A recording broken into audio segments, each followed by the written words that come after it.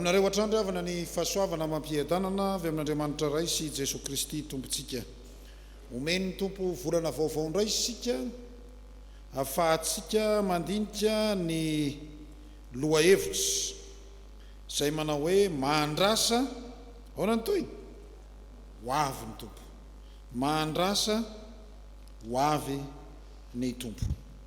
Amin'ny teny ity ry havana dia ny HOSEA toko faharoambin'ny folo ka ny andinin'ny fahafito izay tsy anjerintsika teo no andeha nivozantsika aim-panahy amin'izao Alahady voalohany amin'ny volana Novambra izao.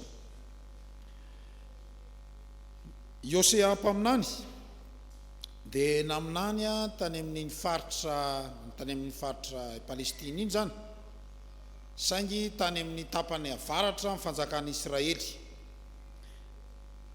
Tany izy zany no naminany, saingy ny faminaniana netiny dia tsy ho an'ny Israely tany amin'ny tapany avaratra ihany fa ho an'ny Joda aty amin'ny tapany atsimo ihany koa. Naminany izy tamin'ny taona nanjakan'ny Jeroboama faharoa tany amin'ny taona 227 ka hatramin'ny taona 317 talohan'i Jesu Kristy tany ho any. Ity HOSEA ty dia mpiandrondry, ary mpiandrondry nasaina nanambady koksa, zay mihitsy le izy nasaina nanambady. Nareo manko mety tehitra ahoana koa zany voambolan'ny pasteur, zay no teneninareo andavanandroko. Ao ve nanambady tsy mpivarotena, satria tsisy olona mivarotena zany fa ny marina mpampanofa tena. Mpampanofa-tena. Misy afatra tian'Andriamanitra pitaina amin'izany HOSEA ny dikany dia famonjena, vonjeo, zay ny dikany. Andriamanitra mamonjy, ka ity Andriamanitra mamonjy ity dia Andriamanitra fitiavana, ary tena tia ny Israely, tia ny vahoakan'ny Israely, tia ny Joda, tia ny dolo reo. Fa na tiany azy ireo dia mijangajanga aminy, ohatra amin'ny makorelona ihany zany. Fa na dia ohatra zany dia manao ahoana? Tiany foana. Ndre sika hoe tian'Andriamanitra raha ny adalatsika io fa dia manao ahoana ihany sika? Tiany dia io mbola sainy miray latabatra aminy koa sika, dia tiany loatra isika. Ry havana malalo amin'ny tompo, ny HOSEA toko faharoambin'ny folo dia mananatra ny vahoakan'ny Israely mba hiala amin'ny elony, ny fahotany, ny adosony, ka hiverina amin'Andriamanitra marina, hiverina amin'ilay fitiavana voalohany, dia ny fitiavan'Andriamanitra izany. Andriamanitra tsy mivadika fa ny olona no mety mivadika. Ina ry havana no afatra azontsika raisina amin'ity ten'Andriamanitra ity rehefa nanomana an'izao toriteny izao ry havana? Dia misy hira anankiray izay, dia hira anankiray malazo hoe raha mbola miverina tiako ihany. Hainareo ve izay hira izay? Hiran'izy ary za eo, hiran'ny Rosy. Hainareo tsara, raha mbola miverina tiako ihany. Fa ohatra zany koa Andriamanitra amintsika, tian'Andriamanitra ianao hiverina aminy, satria tsy miova ny fitiavany antsika. Ina ry havana ny afatra azontsika raisina avy amin'ity tenin'Andriamanitra ity? Raha hiverina amin'ny tompo ianao, ho avy ny tompo, raha mbola miverina tiako ihany, hiverina ny tompo, ho avy ny tompo, ilay tianao, ka handray anao izy, ny andrasan'ny tompo aminao ry havana, atomboy amin'ny fibebahana ny fiandrasanao ny fiavian'ny tompo. Atomboy amin'inona hoe ny fiandrasana ny fiavian'ny tompo? Atomboy amin'ny fibebahana, atomboy amin'ny fibebahana ny fiandrasana ny fiavian'ny tompo. Eto amin'ity soratra masina ity dia tena asehony miariary ny fahotan'ny Israely. Zero tsara ange ny ilazany azy eo amin'ny andininy voalohany. Efraima manodidinay amin'ny lainga, ary ny taranak'Israely amin'ny fitaka, ary Joda mbola mikarenjy tsy manatona an'Andriamanitra. Manompo sampy zany dikany a. Dia tena lazainao ihany koa hoe i Jakoba, ilay razamben'ny taranak'Israely zany, ilay Israely eo amin'ny andininy fahaefany, dia i Jakoba fetsilay, ilay mpamingana, zany le toetra ratsy ny Israely. Kanefa i Jakoba rehefa lehibe eo amin'ny andininy fahaefatra sy ny fahadimy amin'ity toko faharoa ambin'ny folo ity, dia niverina amin'Andriamanitra, dia nitolona tamin'Andriamanitra, dia nifona tamin'Andriamanitra. Ravana malala ao amin'ito.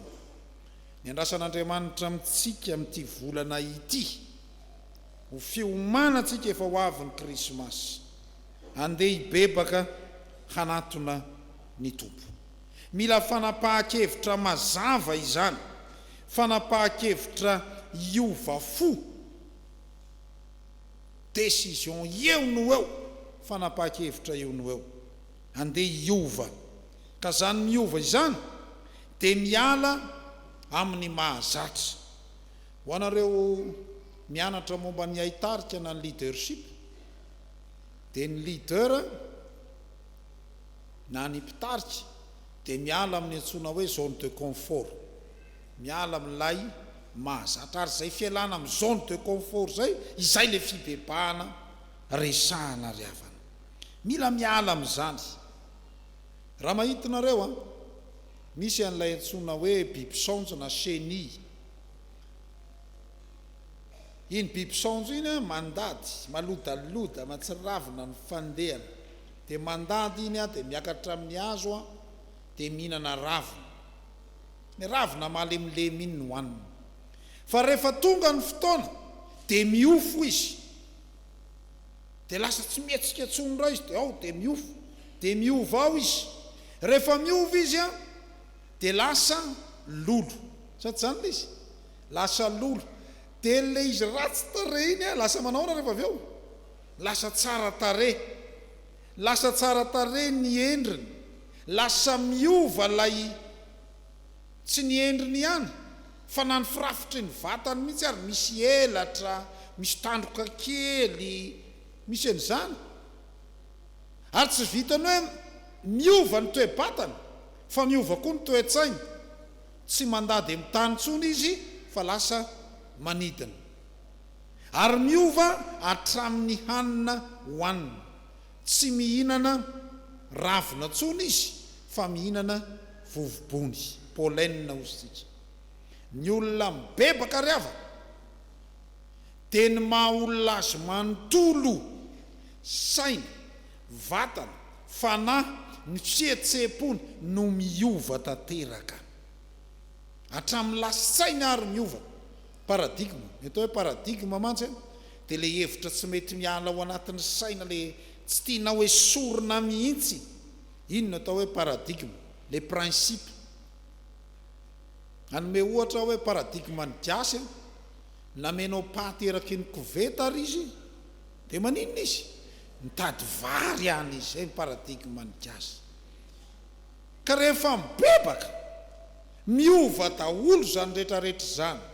Miova ny toe-tsainao, miova ny fomba fisainanao, miova ny toetranao, miova ny fomba fanao, miova ny fomba fiakanjo, miova ny fihetsika, zany rehetrarehetra zany. Miova ihany koa ny fanao. Zany no atao hoe mibebaka. Fanapahan-kevitra zany.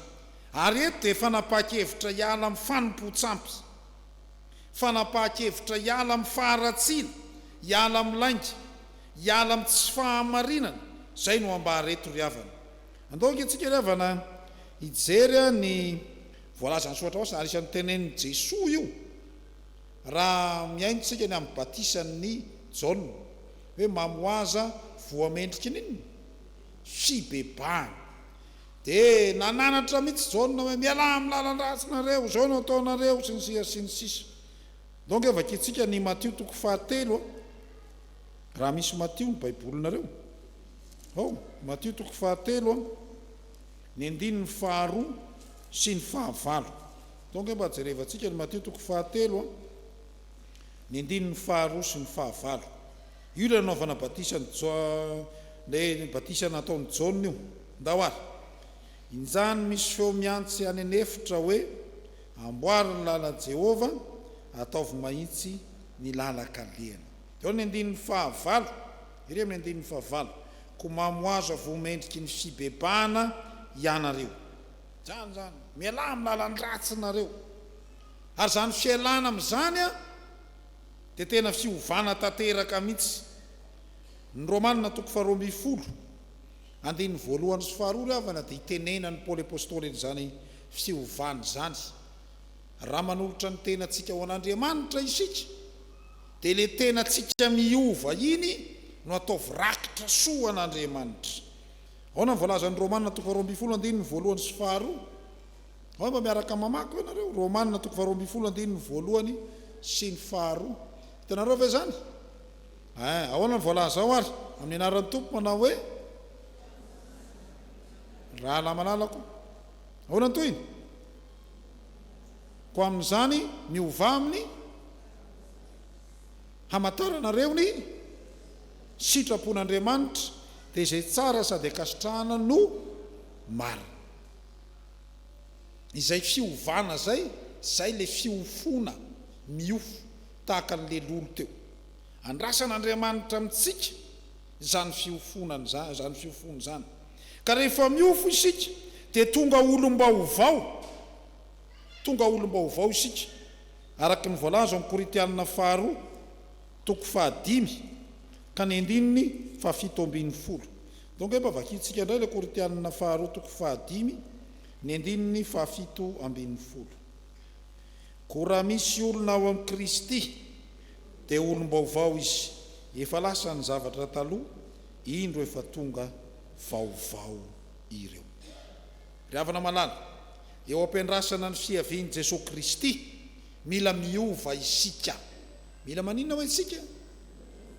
Nalaza be zao tamin'ity volana lasa teo iny. Tolona ho an'ny fanovana iny izy teo. Fanovany rafitra. Dia manontany tena ry havana. Rafitra inona moa zany? Le zany tsy fantatra hoe rafitra inona, fa dia tolona ho fanovany rafitra. Tolona ho amin'ny fanovany rafitra. Azonareo le izy fa tsy fantatra hoe rafitra hoana ary le hovana.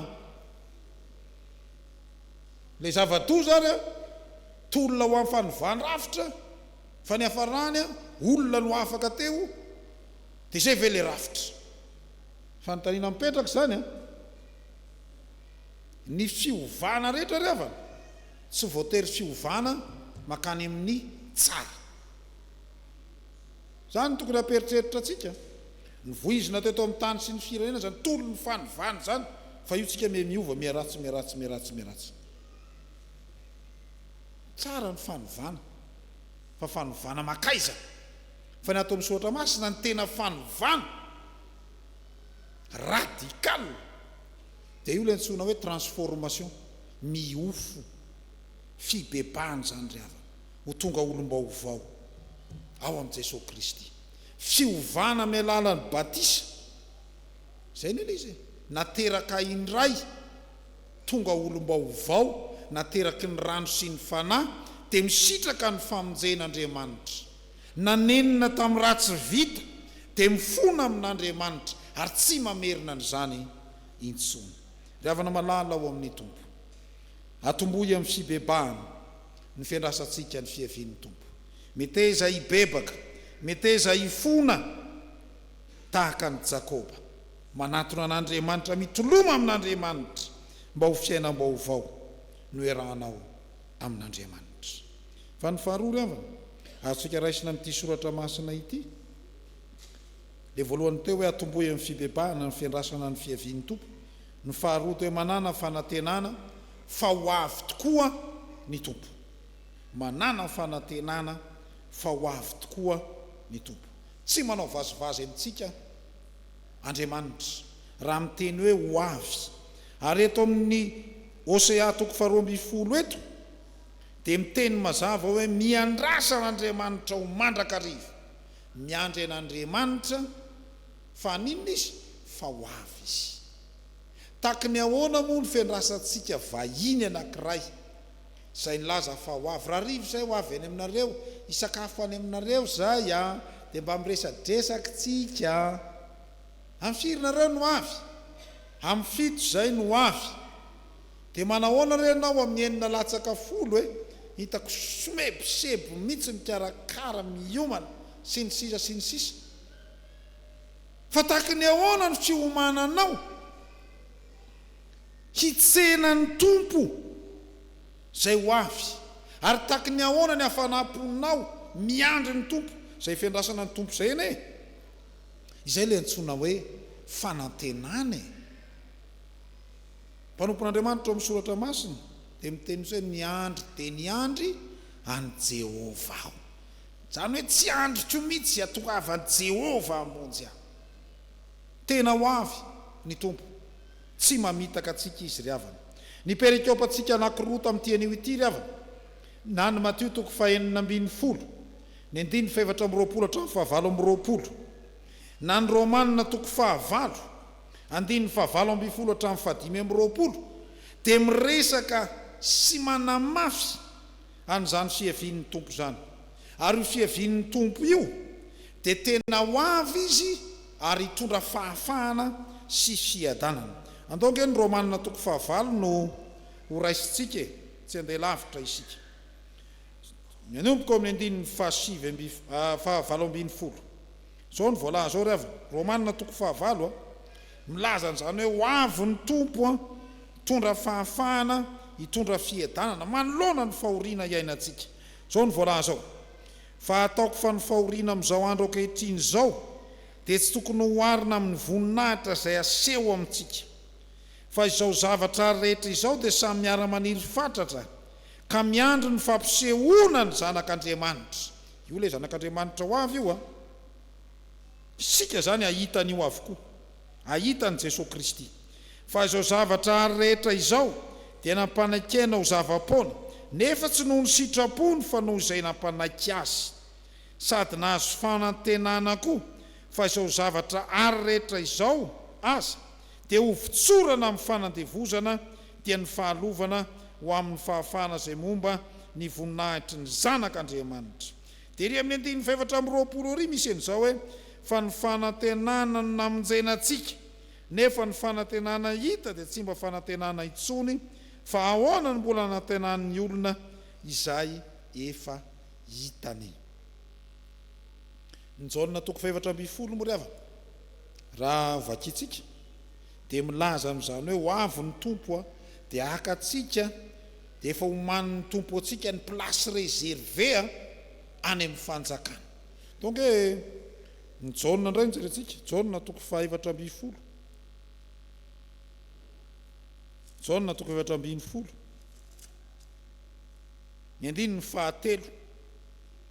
Zao no voalaza amin'ny soratra masina ao. Hatrany amin'ny 9:10 ao an-trano raiky misy fitoerana maro, ratsy zany dia efa nilaza taminareo aho fa andeha amboatra fitoerana ho anareo aho. Ary raha andeha amboatra fitoerana ho anareo aho dia ho avy ndray ka handray anareo any amiko, eo ny tohiny, ka izay toerako no hitoeranareo koa, ary fantatrareo koa ny lalana ho any amin'izay aleako. Ho avy Jesosy, ary rehefa ho avy izy dia hitsara ny velona sy ny maty. Ka ho anao kristianina, ho anao izay mino an' Jesosy Kristy, dia homany ny tompo anao ny plasy réservénao any amin'ny fanjakan'Andriamanitra. Ho avy Jesosy Kristy, hitsara ny velona sy ny maty. Ary amin'ny Jakoba, donga mba jerevantsika indray, ary amin'ny Jakoba, ny Jakoba 5:10, 7. Jakoba 5:10, 7. Donc vakitsika indray Jakoba 5:10, 7. Milaza n'izany hoe ho avy ny tompo hitsara ny velona sy ny maty zany dia ianao ho raisy ny tompo dia homeny ny fanjakany ratry zay. Donc mba vakitsika izany. ary amin'izany dia mahareta tsara rahalahy mandra-piavo ny tompo. Indro ny mpiasa tany miandro ny vokatsoa avy amin'ny tany ka maharitra amin'izany mandra-pazony ranorana losy aoriana. Mahareta koa ianareo mampahireza ny fonareo fa efa mbiakaiky ninona ny fiavian'ny tompo. Ry havana malala ao amin'ny tompo. Tena ho avy tokoa ny tompo, ary tsy hoe ho avoavo fahatany amin'izao izy fa andray ianao any amin'ny fanjakana. Izay ry havana mazava-dehibe ny fanasan'ny tompo. Atson'ny tompo anao hisitraka ny fiainana mandrakizay, ary misantatra n'izany amin'ny alalan'ny fiarahanao miomby-databatra amin'ny tompo. Ry havana malala, manana fanantenana, manana finoana tsy azozongozonina fa tsy maintsy ho avy ny tompo. Tsy natao hampatahotra anao akory ny fiavian'ny tompo. Misaotra masina manko misy an'izany, iraraka ny kitane, ireto ny famantarana amin'ny andron'ny tompo, isy horohoro-tany sy ny sisa sy ny sisa, iady ny olona, ary ho zava-doza zany zavatra hitrangy zany. Dia indraindray isika matahotra fotsiny ry havana, ary misy koa moa ny sasany ny fiangonana sasany mampatahotra fotsiny ny ataony. Maka sary izy dia le sariny tareo le ho avy ny orana, dia le maintimainty be iny, le mampatahotra be iny, dia asiany Jesosy amin'izay mizesta manao an'izao, dia ampitahorana hoe rehefa tsy mibebaka eo ianao tonga dia maty. Tsy ry havana, tsy mila ampitahorana ohatr'izany isika, fa mila manana fanantenana sy finoana isika, fa tsy maintsy haninona isika, tsy maintsy iona amin'ny tompo, fa ho avy ny tompo dia handray ianao ao amin'ny fanjakany rahatrizay. Ry havana malala, ao amin'ny fanjakan'Andriamanitra tsy peritenao akory manatrika an'izao fanompoam-pivavahana izao, fa misy place réservé ho anao any an-danitra. Eto amin'izao tontolo izao ianao indraindray mety tsy mahazo parking, tsy mahazo parking. Eto amin'izao tontolo izao ianao mety nandoha vola fa lasan'olona amin'ny place réservé, zany mety misy. Eto amin'izao tontolo izao ianao efa anao réservation fa soloan'olona hafa ny ao amin'ny placenao, fa Andriamanitra efa manomanao anao ny place réservé. Ary zany ry havana ny fanantenana ho antsika. Noho izany, miverena amin'Andriamanitra, mibeba, iaino ny tenin'Andriamanitra, iaino ny sitrapon'Andriamanitra fa izany no rariny. Andeha hisitraka ny famondram-pon'Andriamanitra, iaina an'izany famondram-pon'Andriamanitra zany. Ary dia miandrasa amin'ny fanantenana, manana fanantenana ianao, mihoatra ny hoe andeha hijery spectacle dia efa vita ny réservation, na dia guichet fermé, fa mihoatra lavitra noho izany, miandrasa an'Andriamanitra fa ao ny placenao, efa ao ny placenao, efa ao ninona, efa ao ny placenao. Dia teneno leo akaika hoe efa manana réservation tsika, fa vita, fa vita. Dia ao an'Andriamanitra irery ny voninahitra, izany nahatongavan'i Jesosy Kristy tetỳ ambonin'ny tany hanomana place réservé ho anao. Amen.